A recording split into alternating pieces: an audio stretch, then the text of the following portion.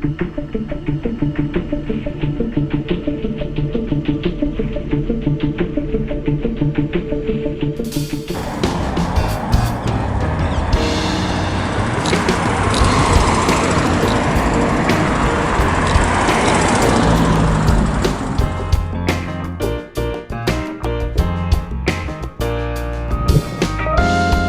we're in a car park somewhere near Chertsey at the moment, and we're going to be speaking to David Koskela from Church Square Autos about his prototype LE500, and we're going to learn some of the differences between the prototype and the finished model.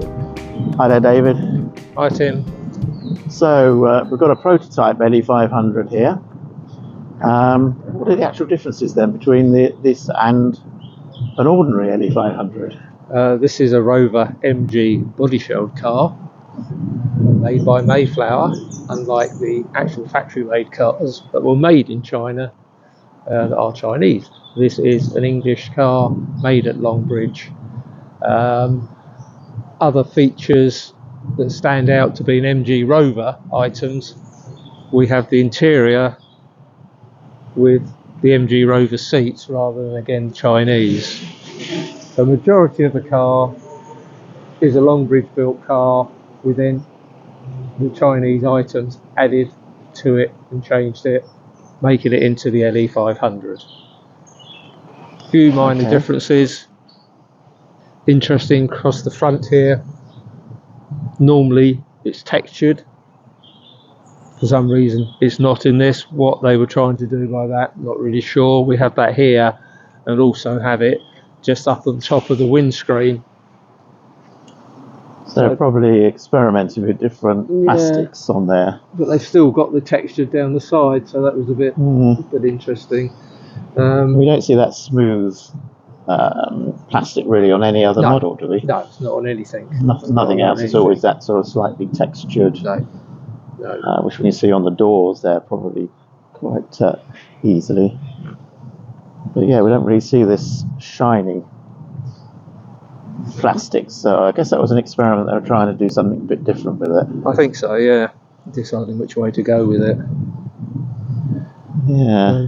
The other thing we weren't quite sure about was the little badges here, whether they were the finished article on the cars.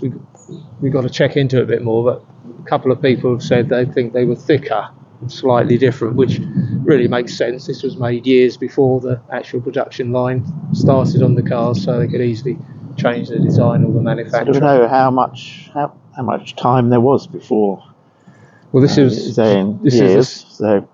registered the 7th of June 2007, so a good year before they started making the actual factory cars.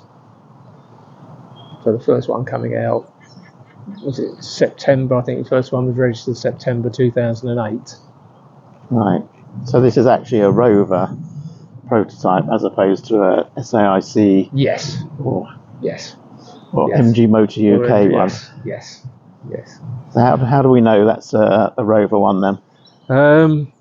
We have a body number, a body plate tucked away under here. Whether you can get in and see it, at the top it actually says MG Rover, again Rover at the bottom with the Rover body number, which definitely proves that it's the prototype. Yep. And it was a Longbridge Rover one. It does. And one part of the registration document, type approval, prototype. That's fairly definitive then, isn't it? Yeah, and again, date of registration, showing chassis build number 16, but it was actually the 14th car.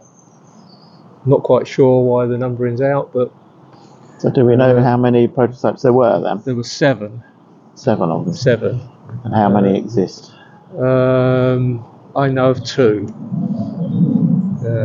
Also a very early engine number. This was number 5 engine number.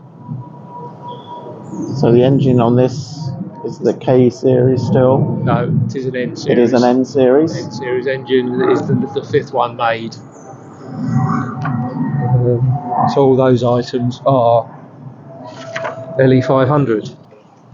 It is also the car used for publicity, so that you can see the rear, and you can also notice on that picture there's no rear parking sensors, which the LE500 did actually have. And if you see the car, it has no parking sensors.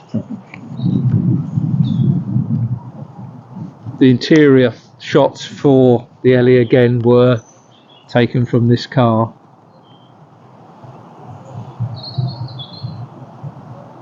And today it's still in exactly the same specification: carpets, stereo, cigarette lighter. It's all exactly the same as when it was made. So it's pretty much original. Nothing else has really been done to it in the years. No, all I've in done between. is have to put new tyres on it because the tyres were a wee bit old. Mm. And we're now at 4,475 miles. Wow, that's not a lot, is it? No. So where's the car been? Has it been in a collection somewhere? It's been in a collection stored until I got the car September last year. Right. And we've put just over 400 miles on it now at either Stoneleigh or some of the southeast meetings. So this is in your own collection now? It is, yes. Sits there with 802 and 803 SVCs. Which of course are the MGF prototype cars. So you're getting a little collection of prototypes now. Little collection, yeah. Yeah. The other little feature is it still has the original number plates. MG never put their own number plates on it. All of the early cars, or the factory cars, were all distribution limited number plates. Well, thanks for showing us around today then, David. Okay. Thank you, Tim.